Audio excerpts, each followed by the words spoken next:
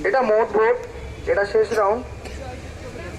অধিকারী শুভেন্দু ৭৩,৪63, মমতা ব্যানার্জি ৫৮,৩৪৯।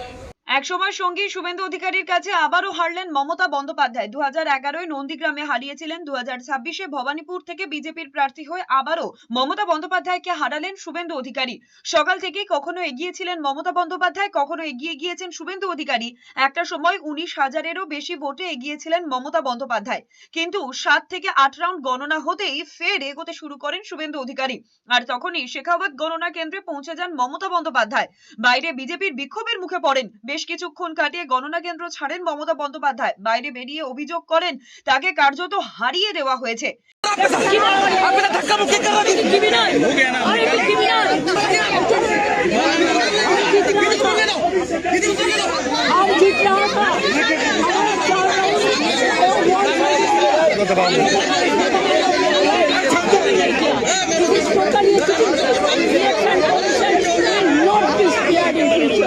এদিন নন্দীগ্রাম রইল শুভেন্দু অধিকারীরই। 5 বছর আগে তবু প্রতিদ্বন্দ্বী মমতা বন্দ্যোপাধ্যায়ের সঙ্গে লড়াই হয়েছিল।